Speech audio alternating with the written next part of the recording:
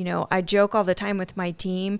I'm at the point where all day long, I'm just sharing my past mistakes with my team. And that's, the most valuable learning tool, right? Hey, don't do this. I really screwed that up a few years ago, right? and, it's funny, but it's true. And let's not do that again. And this is how we can avoid it and how we can maybe turn this really huge challenge into the most amazing opportunity for the next building.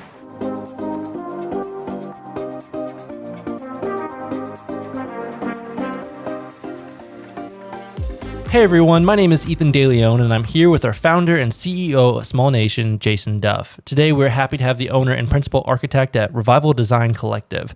We want to welcome you to the Small Nation podcast, where we share some of the valuable lessons with what we have learned about entrepreneurship, real estate, and economic development, and more. The point of this podcast is to create value for you, the listener, and to create a space to learn, talk about what's trending, and inspire others. Hi, Callie. Welcome. Hi. Thanks for having me. Callie, we're so excited to have you in the studio today. This is so much fun. Thanks, guys. You're welcome. Well, Ethan, thanks for the introduction today. I am so excited to have Callie Lange from Revival Design Collective here. I have to share the story of how we met. Callie and I met, it's probably been about 8 years ago now. We were attending a chamber function in Van Wert, Ohio. And the Van Wert Chamber, like a lot of other communities, brought together their annual meeting where they hand out awards, they, highlight projects and things that they're proud of in the community. And it just happened to be that Callie and I were sat next to each other at the table. So we, do all the nice things of like, what do you do? And she's like, well, I'm an architect and I love old historic buildings. And there was a part of me, like this light bulb went off where it's like, oh my gosh, there's someone else that loves historic buildings. So I said right back to her, I'm like, I love buildings too. And then we got to laughing and joking about, we actually love buildings more than people some days. Okay, we won't tell all of the secrets, but finding someone that appreciates architecture and history and character. And as we were kind of sharing, what we do professionally, the next story was like, where are you from?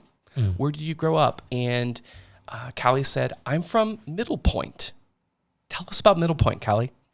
Middle Point, Ohio. I think population, I don't know, maybe 300 at best. So yeah, grew up on a farm right outside of Middle Point. Graduated with, I think, maybe 60 people from a rural high school. All right. And loved every second of it. Absolutely loved everything about, my hometown and my story growing up. And Jason shared that. I was from Huntsville. Our town had one stoplight. We had a really cool trolley that we refer to as our town restaurant, which is called the Town Trolley. And it was crazy because as she was describing the way that she grew up and, her parents and her family and the way that, she was interacting in the community, it felt very familiar to me.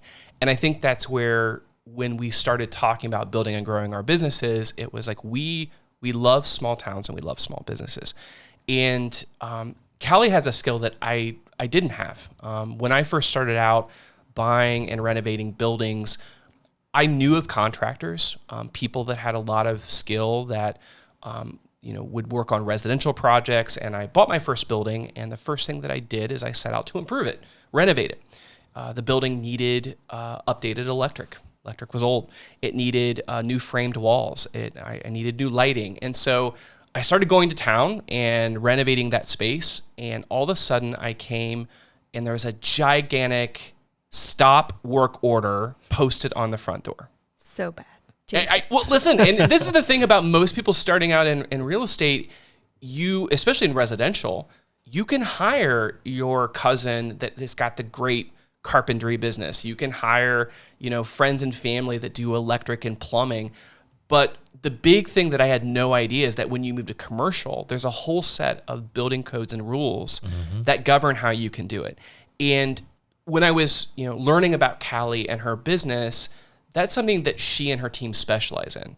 And I think for me, starting out, when I got those red tags, it really frustrated me because I had not planned for project delays. I had not planned for the additional cost and time that would take to actually go through those processes. And then I learned about those processes and I'm like, reading this code, it's foreign to me. Like, I don't understand what this means. And then when I would take it back to my contractors, the price that I had to do some of this stuff, it not only doubled, and sometimes it actually quadrupled. And that's where I think so many businesses and entrepreneurs and people that want to buy and renovate historic buildings are sometimes out of business before they've even started because they don't know about this. And that's why I so appreciate the important work that you do, Callie. Thank you, Jason. Sorry, go ahead. Well, I was going to share that, not only is it important to consider those code implications after you've purchased the building, but we've worked with so many entrepreneurs, so many small business owners who really should have let us tag along during their hunt for the building to begin with. Well, tell us more about that. Why? Sure. So existing buildings all come with their own sets of challenges and opportunities, right? And so depending on what type of business you're looking at opening in a certain building, there are buildings that are just better suited for that type of business, not only in terms of code compliance, but also size, style, so on and so forth.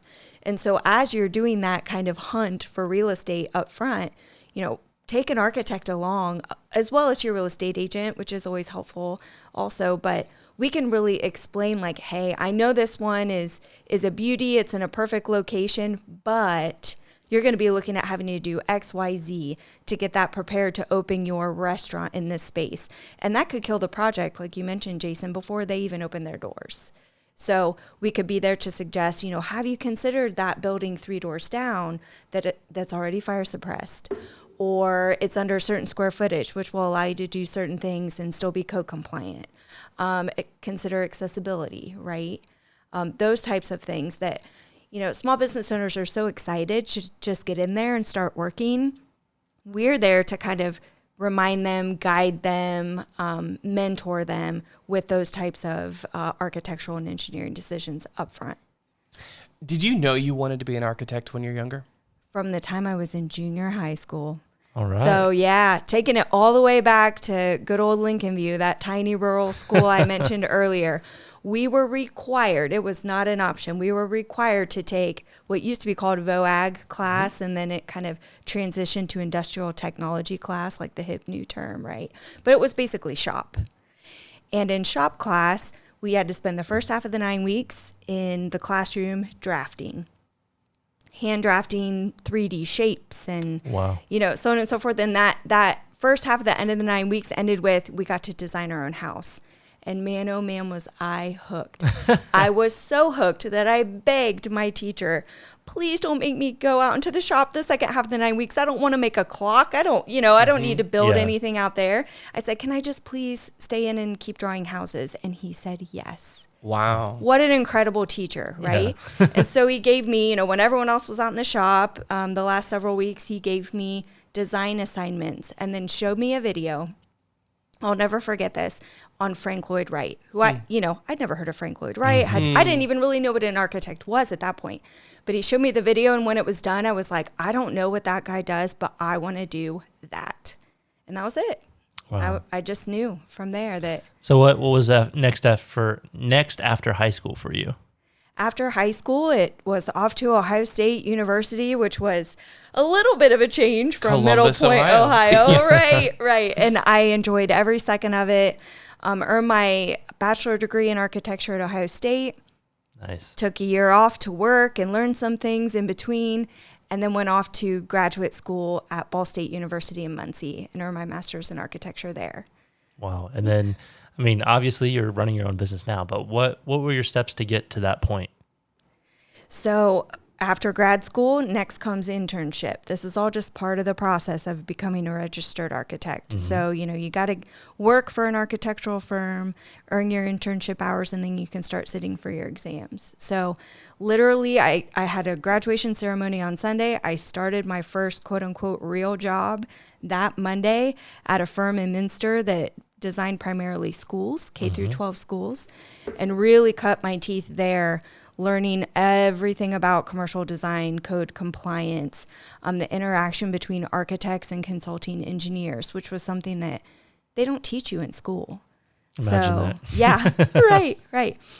So that, real world experience was enormous. And, in the entire time with that firm, I just knew in the back of my mind that owning my own firm was a goal. It just always had been. At that time, I thought, high-end residential design was something I was really passionate about, as well as fixing up old buildings. And I think it just all took me back to playing around in really old barns as a kid. And my parents kind of let me redo my own bedroom as part of 4-H projects and things like that. They really planted the seed. So that was always kind of there. And so after a couple of years at that firm in Minster, I decided, you know what, I'm just going to go for it. And here we are. How is like building a new building and revitalizing like an old building, how are those two paths different in your field? I mean, obviously I feel like you can go either way. And why did you choose the route you did? So there's just something about, for me, not that I don't love new construction, ground up construction. I think there's a time and a place and appropriate projects for that, for many clients. But for me, old buildings just come with inherent soul. And it's really, really difficult. And I've yet to achieve it. And I feel like our firm is, we have a load of super talented designers. But when we wrap up a downtown building renovation, it just feels better to me than when we wrap up a ground up new construction project somewhere. And I think, I know in my bones that missing piece is soul and the story and the generational connection between us now and the people who have used those buildings for decades. And the work that we do at Small Nation is helping towns be able to revitalize.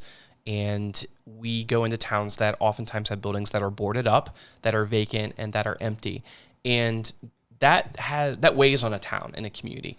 And what's so helpful for people that have the gifts like Callie does is like going in and studying what the building was historically. What history, why was it a dry goods store? Why was it a restaurant or a hotel or a department store? And we may never see a department store come back to that particular town or community, but it doesn't mean we can't design something that still is retail focused and maybe even has a food component in it. And I think that's something that when you walk through your towns looking for opportunities, it's oftentimes the buildings that look the worst that could be the best. Where can people go to find maybe like the history of a building, to learn more about it if they're interested in buying the building, if they just want to know more, or just interested about your community? Sure. Well, I'll share where we start at Revival. So right out of the gate, we head and look for the Sanborn map. Tell us about that, because that is a secret. That's a strategy that I don't think many people listening know how to do that. So there are these fire insurance maps that date clear back to the 1800s, and they're available at any local library. They're actually all in an online database now, at least within the state of Ohio they are. So they're accessible to the general public, where you can look at these historic insurance Sanborn maps, and they are, I'm trying to remember the increments of years, but let's just call it by decade. So if you want to look back at your map in your downtown from 1880, it will show the plat of downtown, and it will say what the use of every space was. So it'll say harness shop, dry goods store, barber, saloon, cigar manufacturing. Yeah. Like you see some of these things, they're like, there's no way that took place. And you're like, yes, and it did for decades. It did. And there is just a wealth of information. These maps are filled with symbols used by the insurance industry. So it tells you how many stories there were, where the historic firewalls were, whether it had a historic sprinkler system. Believe it or not, a lot of these older buildings had really old school fire suppression systems. Really? Incredible, Okay. right? Cisterns, sometimes that would collect the rainwater on the building, and there was this gigantic cistern or water storage pit in the back parking lot. Wow. Like, and this is like good and bad things, because sometimes we found some of these cisterns that we didn't know even existed. Right. And of course you have to fill them in, but like those maps are immensely helpful. They are. They're incredible. And so that's kind of step one for us. Mm-hmm. From there, we hit the books again at the library, and we look through anything that the local community has. And typically it's the American Legion group or one of those like smaller community oriented pieces that will pull together kind of historical videos or books or photographs. If there's a historical society in the county, we hit that reference. But also, believe it or not, if we blast out on Facebook or somewhere on social media and we say, hey, does anyone remember what used to be in the old Gross's furniture building? We will get 500 minimum messages. And those are the best comments to read because you get the, I remember when my grandma bought her school shoes there and so on and so forth. And that is just so incredibly special and valuable. And honestly, I don't think the general public realizes how many times we take those special stories and we pull that into the design of the new space. I know I've seen some of those designs choices here, even in Bellefontaine, and just, paying respects to what it used to be is really cool. And you can make it new in a new way, but the building comes alive that way. And just to share, we're working on the historic Opera Block project here in downtown Bellefontaine, and we've used those maps working with Revival and Callie and her team. We needed to figure out what that history was. And as we were diving deeper, unfortunately, the Opera House, which was in the back of this very beautiful, ornate, decorative facade where the businesses line, the Opera House was in back, it was taken down in the 60s. And that's always a sad state when a town loses a beautiful structure like that. But what we did find is the kind of performances that took place there. Harry Houdini actually did a magic act in the space. I mean, those are things that once we found out and saw programs and photos and pictures, and I think another great resource is historic postcards that may exist in your town. Absolutely. Is to see, what was in those spaces. And I love when I see JCPenney's and Sears and Montgomery Ward, like all these stores like that eventually transitioned out to the malls. But now today, seeing that resurgence of specialty retail and restaurants and coming together, coming back downtown is super cool. That's awesome. So what was your guys' first project that you guys did together? So when we met after that event, Brittany Saxton, who's been a previous guest on our podcast, she had a vision for growing her business, and directly next to 600 downtown, which is this beautiful brick oven pizzeria, was a vacant storefront that was long and narrow. And we shared kind of Brittany and her story, but we found an opportunity. What pairs really well with pizza? Ice cream. So Witt's Frozen Custard, that makes this amazing fresh frozen custard daily, located in the front part of the storefront, which was about 1,000 of the 4,000 square feet that was available. So we had this underutilized space that was not making money, was very difficult to program and figure out what could go in there. And so Brittany really brought that issue to us, and I put that challenge out to Callie, and I said, Brittany wants to have a place for parties and retirement get-togethers, just a space and a party room, because her dining room is not set up to accommodate groups. But she has one request. She wants to sell a lot of wine. So I think in hearing that, I also had to share, Callie had lots of big visions and ideas, and she's like sharing, I'll let her tell the story, but I'm like, so that sounds really expensive, Callie. Like, that's not in our budget. But tell us about what you created. So this was a big sell, especially being my very first project with Jason. I was a little nervous to present. Yeah. But my mind, after meeting with Jason and hearing what Brittany wanted, what kind of experience she wanted something intimate for groups. She wanted to sell a lot of wine. In my mind, it was like totally obvious. We've got to create a wine cave here. I mean, come on. And first off, this is a downtown building. It's like, okay, just in hearing that, how are you going to create that, Italy, Napa Valley, cave experience in a small town, downtown Ohio? Yeah, right. In like a 3-story brick building. Right. In a space that is not even 20 feet wide, is 100 feet deep, and oh, by the way, has like soaring 14 or 16 foot ceilings. Like, not the architecture of a wine cave, right? So I'm like, Jason, hear me out, man. What if we build this beautiful brick arch ceiling and pop in a mezzanine up above it, so you still have usable space up above on a mezzanine, and we can hide the mechanicals and the yada yadas up there, but it creates this incredible, intimate wine cave vibe, right? This cellar vibe that will be completely unexpected when you walk in off of the street, off of Main Street. And he's like, I'm always open to ideas, but that's the thing we have to do too. You can vision up these amazing ideas, but can we afford it? Yeah. And, here's the thing I'm most proud of about it, Bella Vino Events and Wine Room. When you walk inside, there is this gorgeous barrel ceiling. There is this amazing stone that's on the wall, and brick is lining that barrel ceiling. But let's tell them some of our secrets.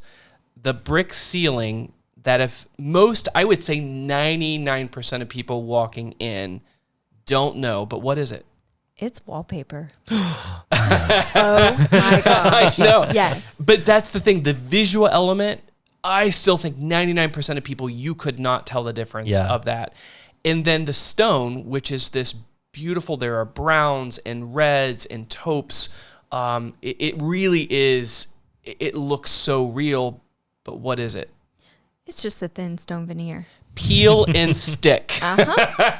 I mean, you can go to Lowe's and Home Depot and we could peel and stick it on there. But does anyone know? No, and it looks so high end and it feels so Tuscan. And I think that's the thing that people, when they walk in here, and I share some of the secrets behind why the design team used creative, affordable solutions to do it. That's the value of hiring the right designer and the right architect. Yeah. And I'm going to share, you have a business. You have to charge fees and to make money.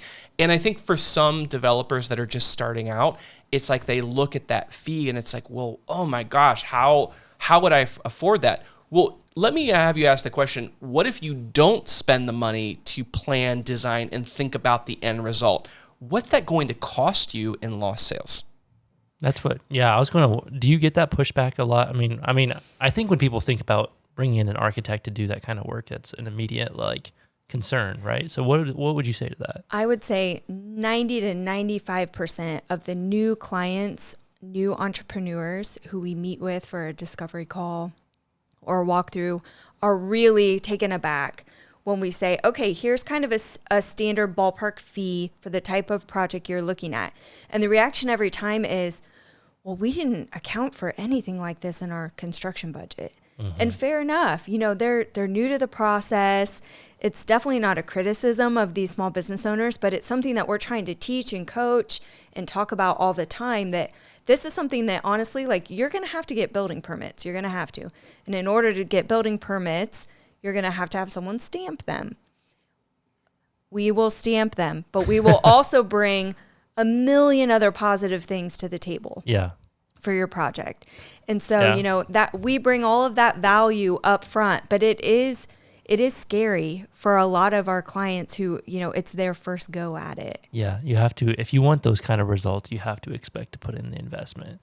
So yeah, thanks for sharing. Sure. What are some of those things as we're talking about building codes and things like that? I don't know if you have either a horror story or if just some valuable learning lessons or where to even start. Because I know if I were to just jump into this right now, I wouldn't even know where to start. So yes, I have lots of stories. I think one of the first things that we want to strive to do is to understand how we make a building safe. Yeah. And the purpose and the reason behind there are building codes and life safety codes is there have been, loss of life and major disasters that we want to make sure do not happen again. And so when I look at a building or a structure, involving an architect, I want to think about what its highest and best use is. How can we take capital to purchase a building? How can we work with an investor or a bank to get a loan or use that working capital to renovate it and then find a tenant or business that we're going to start or recruit that wants to lease that space? That is a lot of steps. And I think that where the code stuff comes in is depending on how you're going to use that space, that dictates if it will need a sprinkler system, an elevator, what types of fire-rated improvements you'll have to make. And I think there's a lot of misinformation out there. A lot of people think that you're required to put a sprinkler system in or an elevator in. And I'm here to say, and that's probably something I clear up at a lot of the speaking and consulting events that we do, We have yet to put an elevator in any of the 56 historic buildings that we have renovated in downtown Bellefontaine because based on the code, we found other ways to make our properties accessible where we can, and where we can't because it's economically or just not possible because of the age or the type of structure that it is.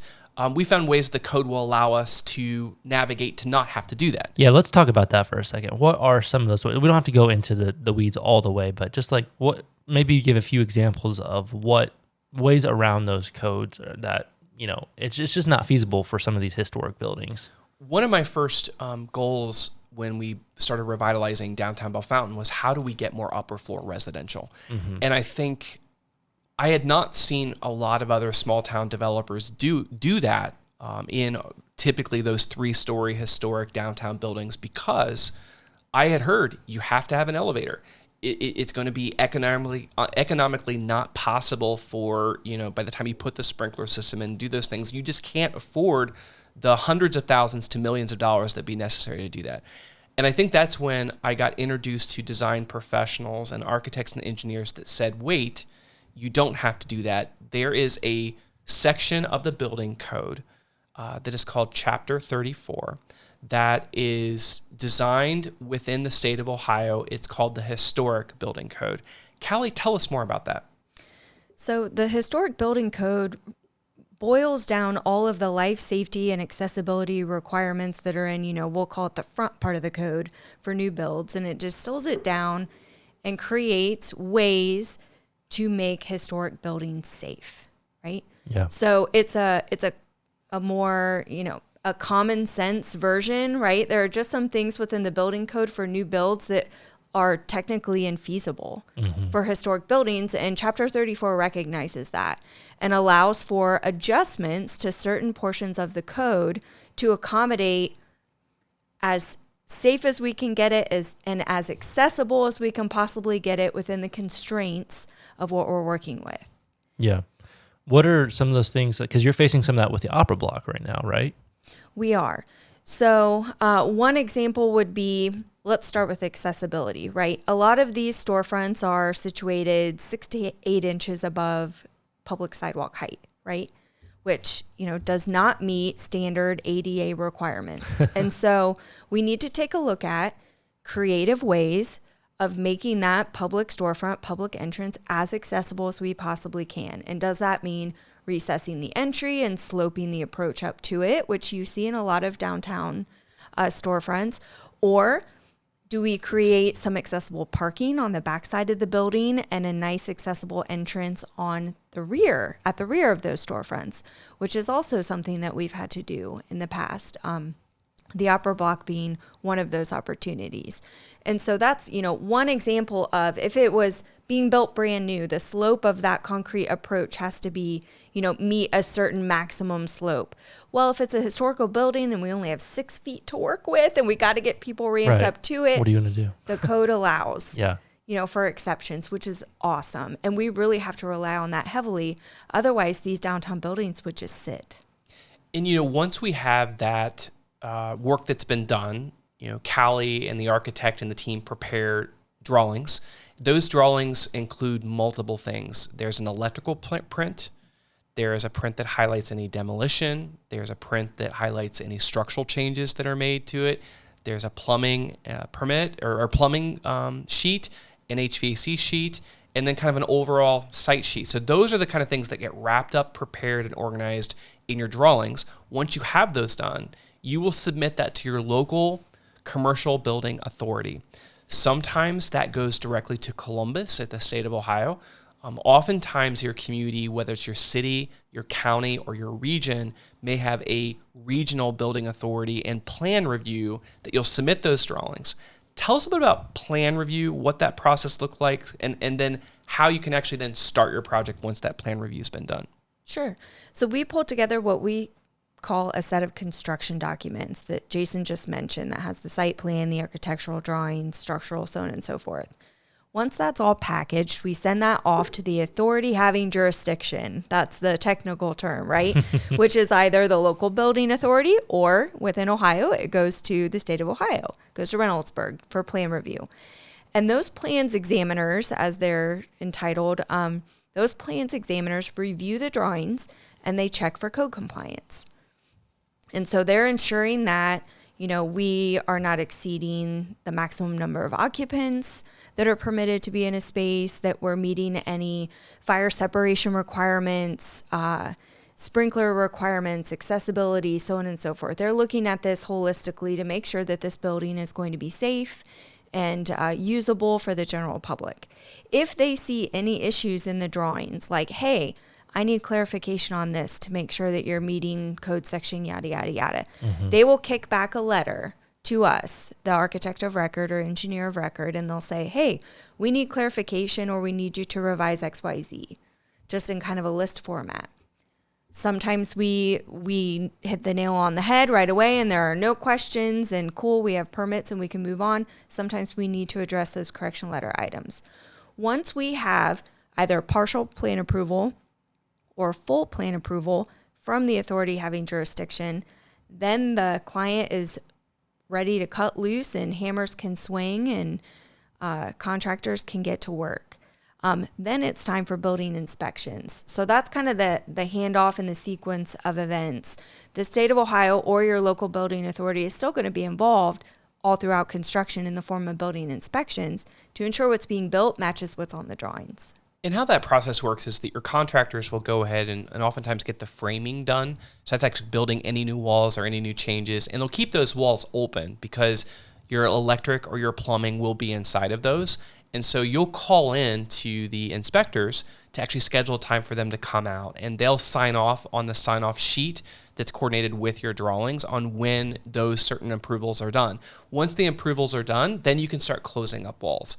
So I think part of what adds money and complexity to commercial projects is the time that it's taking your contractors and your subcontractors to go through those processes. Because I think sometimes in residential, you can kind of do it all together and you're not going and having kind of each individual phase or trade inspected on site. So if you have a local building authority that's fast, that's efficient, that uses technology, we are always so thankful to find. Oh, it's a game changer. Because if you don't, everyone is hurry up and wait. And the problem is with the wait, the meter continues to run. Mm-hmm. And, today's labor rates, could be 60, 70, 80, $100+ an hour. So you can see you don't want people standing around waiting for inspections. Right. And that also creates a ripple effect. If you have a tenant who is chomping at the bit to get in and open their retail store by holidays, right? That's always a big one.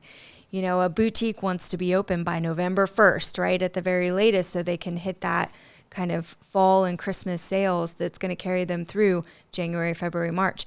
If your construction timeline way back in March, when people are thinking like, oh, we're not in a huge hurry, when that starts to get pushed back by 4 weeks, 8 weeks, 12 weeks, all of a sudden that becomes really scary for that new tenant. And if they can't open until January, that may kill their business before they even get their doors open. And I do think that's something that we as a real estate developer and the work that we do at Small Nation is trying to educate people on everything that goes into preparing, renovating, and completing the construction of a space. And I think that's something that we're in a lot of markets and towns, the landlord just says, sign the lease, give me the security deposit, put the utilities in your name, good luck. They put all of the requirements, all of the renovations, all of that figuring it out on the tenant's back. And most people, that's where they get stuck, is they have not been through that process. And so they get stuck, they run out of money, and then it's kind of this vicious cycle where you don't see the positive results. And that's something that we've worked to solve. So as a landlord perspective, then, what are some of the actions that you do to kind of mitigate some of that from happening? I think the big thing is just being fully transparent when a tenant comes in. They have all of these dreams and ambitions and ideas. I want to add 2 sinks there. I bought this great sink at this farm market that's from 1900. I mean, they look at the kind of light fixtures. I just rewired this light fixture. I think it will work there. Man, I'm the same kind of, I love to reuse things and repurpose things, but then we learn that there are codes that dictate that sinks have to have certain type of hardware, that's handicap accessible. Also, the way the plumbing has to fit underneath it, there's certain types of things that just won't work. And so we try to understand their vision, work with, the architect and the designers to listen to the client, but then also educate them to say, we know you want to do this, but here's what the code says, and here's how we can find a compromise that will still get you that look and that feel, but it's going to be slightly different. And I think that hand-holding, that communication is really, really important. Anything you want to add to that? Yeah. I'll just echo that a massive amount of communication and collaboration is seriously the key to doing these tenant fit outs. A lot of back and forth, we joke all the time with Jason, like whether or not our team wants to be best friends with your team, we're going to have to be, because we are communicating 10 times a day, some days. And sometimes it's 20 or 30 emails back and forth. And honestly, it's okay. There sometimes is some creative dissonance. We will talk about ceiling fans later, Callie. Right. Form over function or whatever. Exactly. But, we all respect everyone's point of view. And honestly, that's the secret sauce, because, everyone at the table is coming in with their own perspective, their own set of like superpowers is how we like to describe it. And that's what gets the job done in the end, is everyone is bringing, their knowledge set to the table. We're working together. We're figuring it out. And what Jason and his team have been able to do that is just so impressive from a development perspective is the speed at which they work. I've not seen this with any other client or any other developer. And really, I think the kind of key behind it all is communication. What are some of the projects we have going on right now currently that, both Small Nation and Revival? Well, just to highlight, since Bellefontaine and Benson Wine Room, I think that we may be up to at least 15 or 20 projects, maybe more. Oh, yeah. I think we're up into the early 30s. Yeah. Low 30s. Yeah. And some of them are larger. Some of them are smaller. But, it's incremental development is really the term, is that if you go in Google Maps and go back and look at Bellefontaine 15 years ago to today, it is mind-blowing how much has changed. But year after year, you kind of forget the incremental changes, but it could be designing new signs for a building or a facade. It could be recolorizing a particular structure or adding new windows or a tenant fit out.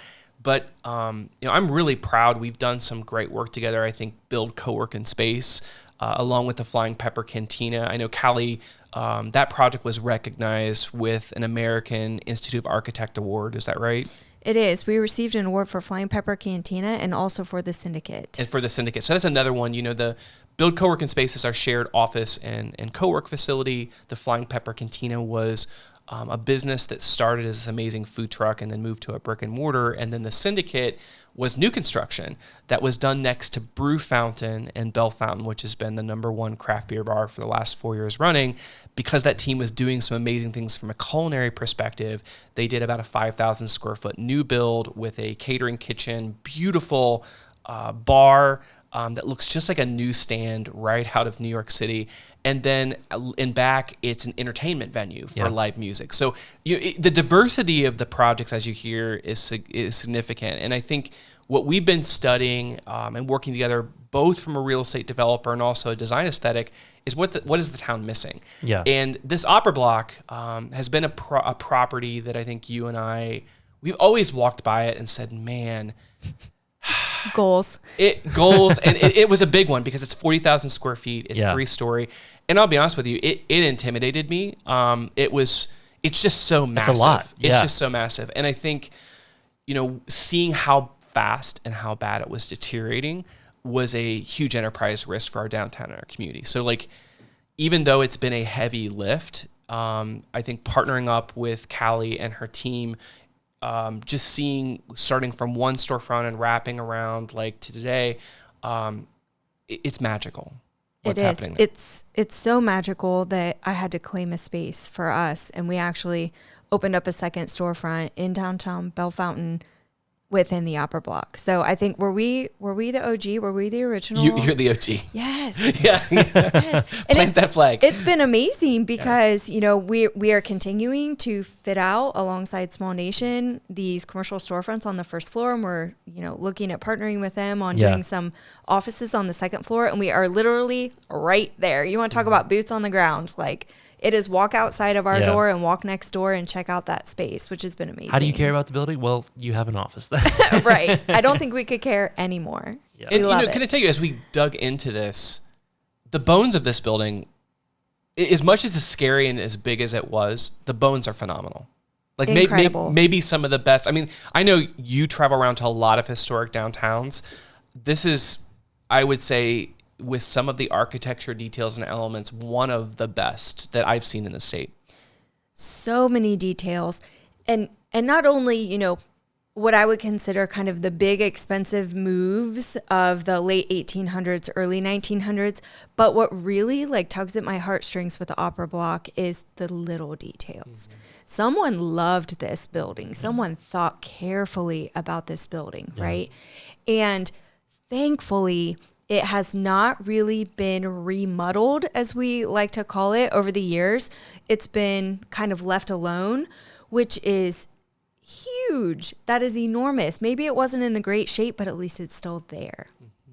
So we can take care of it, we can fix it, and we can bring it back to life. And so, this is going to be just epic, Jason, when it's finished.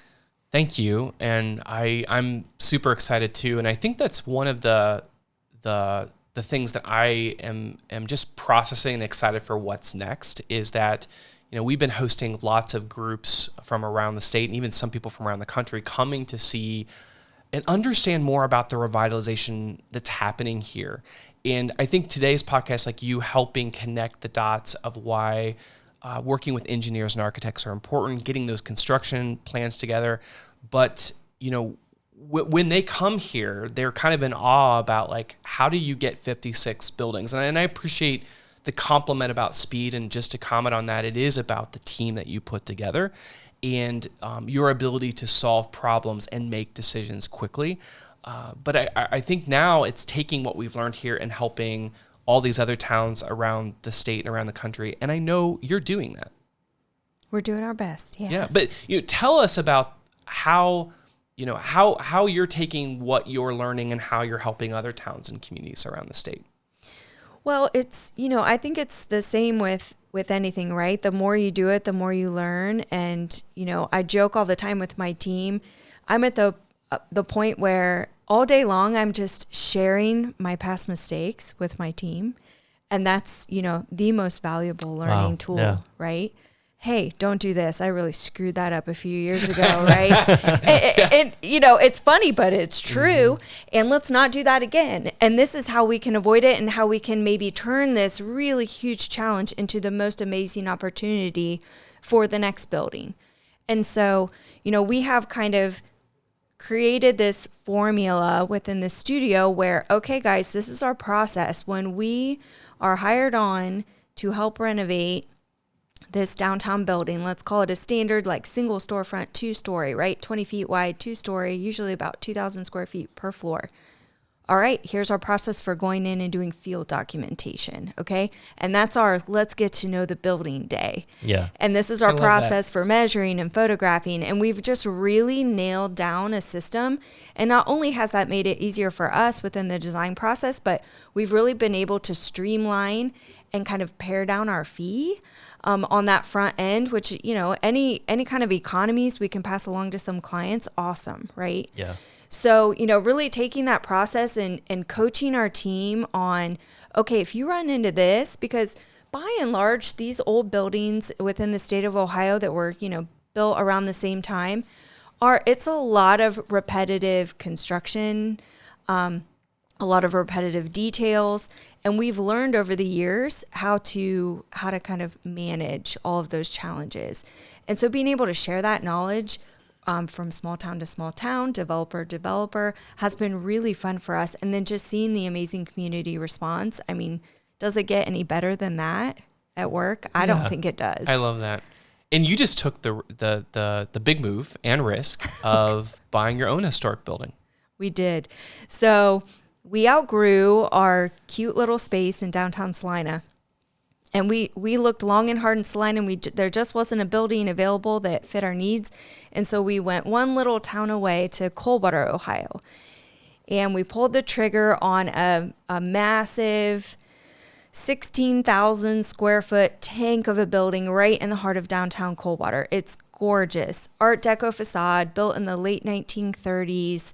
Concrete floor between the first and second floor. I mean, this thing is a tank. Before we bought the building, there were only 2 owners previously, Wow. which is really unusual. That's rare. Yeah. Both furniture stores with in-house interior design. So it was like, could this be more perfect for Revival? So, I'm on a high. We bought a building. This is so much fun. We have a fire.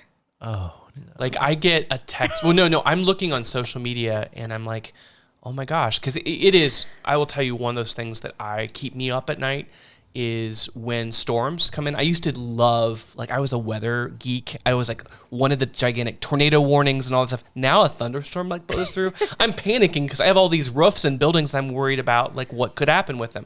Well, when I saw that there was a fire and it looked to be large and Coldwater, like my heart sank. And I'm like, please don't be Callie's building. Please don't be anyone's building. But it was. And you sent some pictures and like you just finished refinished the hardwood floors and sanded them on the first floor. And we had, and we had, moved all of our fun, product and desks and all, we were storing it in this back warehouse area, and that's where the fire occurred. So we essentially lost all the things we had just moved over from our Salina. I mean, it was crushing blow.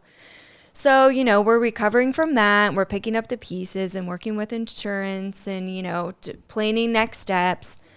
Kid you not, less than a month later, we are hit with this huge, weird windstorm at like midnight. I don't know if you guys remember when, I think Bellefontaine was hit by it as well. Didn't think much of it when I was laying at home. Our house shook and I was worried about our house. Didn't really think about the downtown building. Get a photo next morning from our contractor, our masonry restoration contractor, of this like horrid hole in someone's roof, and it still hadn't clicked yet. And I'm like, what is this? And he's like, that's your roof. That wind literally peeled our roof back like a tin can. I'd never seen anything like it. And listen, I've seen a lot of roofs and a lot of buildings. When we looked at it, like it literally just, that's the description. It peeled it all back. And you could see the exposed insulation and you could see everything inside the second floor of our building. I mean, come on, right? Strike two. So, we went through the process again, call insurance. I'm like, well, the agent knows where to find us, right? And again, kind of reset, and we're finally, making some headway, and we're getting there. But it's been an interesting ride being on the other side of it, right? Yeah. Not only, obviously, we're doing our own architectural design on this one, but we're also, the developer as well. And so I just have a lot more respect and patience with Jason now. See, I knew there'd be a big benefit out of this. Yeah. Seriously, I'm now that it's like my pocketbook and my timeline and my contractors that are being affected, I'm like, man, I really need to show some of our clients some more grace, because. So you mean it's not easy to go buy a bunch of old buildings in downtown? I mean, as it turns out, it's a rocky road, but. It is fun. I got to totally admit, worth it. It is. And I think that's the thing. It brings us so much purpose and passion to see the transformation. Because it's kind of, just like Callie was saying when she was back in 6th grade and like visioning stuff on paper. And then probably the greatest joy is that we look at, like, we walk out to the opera block right now. We did these renderings of recolorizing the facade. Mm-hmm. Looking at it in person and then thinking back to that rendering, it makes it totally worth it. That's the why. Well, and I think about how much I'm in love with, some of these really rough shape downtown buildings now, and we're restoring them, and we're going to be long gone. And 100 years from now, someone else is going to be standing out there looking at that, and it's still going to be there because we're all taking care of these buildings now. And that just, I don't know, that makes it so worth it. It gets me out of bed every day. I just love, love, love old buildings. Thank you so much for sharing that, Callie. Your passion for the buildings is contagious, and it's kind of cool. I mean, as a content creator, portfolios are everything, and to think that your portfolio is literally just these downtowns, like that's so visual and so satisfying, and something that whole communities can get behind, and you're like changing parts of the entire state, which is really cool. So I was super pumped to have you on as a guest today. And thanks for sharing some of, the struggle too with your current buildings. Cause that's the other thing. It's not all sunshine and daisies. Right? It is not. This is real talk. Yeah. Well, and here's the golden nugget that I take away from today is Callie said that she learns from her mistakes, and she takes those mistakes and makes that her strength. And one of my mentors always said that mistakes are just accelerated learning. You can read in a textbook, you can, try to conceptually understand what someone went through, but when you go through it yourself and can be able to articulate that lesson to someone else, that is learning. And I think that is your superpower. I try to also learn from you and others and make that our superpower, is that if we could do the Spock mind meld and give all of that lessons, knowledge, grit, courage, we would do that. And the next best thing is just to share from our mistakes and our life lessons. Absolutely. There aren't enough hours in the day or days in the year for Jason and I to help rehab every single downtown building everywhere. We'd like to try. We'd love to. But then we would be single and lonely, and we'd only have buildings. Right. Yeah. But man, if we can share this knowledge with other people and allow them to do this alongside us, think about what a difference we can make in our small communities. So. Yeah. Where can people follow you or Revival and keep up with what's happening with you guys? All right. So you can find us online at revivaldesign.co. We're on Instagram, same handle. We're on Facebook, Pinterest, house.com, just about everywhere. Great. So yeah, Awesome. We would love you guys to follow along in our journey. Yeah. Also, with specifically the Opera Block project, I'm trying. It's taking a lot of time, and I expect it will take a lot longer. But to kind of just document the journey on video and kind of just capture Small Nation's perspective, Revival's perspective, and as it's being developed and turned into what it's going to be, I think it's going to be a very awesome transformation. So be looking for some of those videos and kind of documentary style videos to drop, and you can kind of. And that website is operablock.com. There you go. All right. Thank you, everyone, for tuning in and checking out the Small Nation podcast. You can find us anywhere that you listen to your podcast, including Spotify, Apple Podcasts, and even the Small Nation YouTube channel. I hope you're able to pull some value from that conversation, and we hope to see you in the next one. If you enjoyed it, be sure to leave a like, comment, or a 5-star review to help more people to discover this podcast. Stay tuned to Small Nation on social media to keep up with all the cool projects that are happening here. And until next time, this is Ethan with the Small Nation podcast signing off. Thanks, everyone.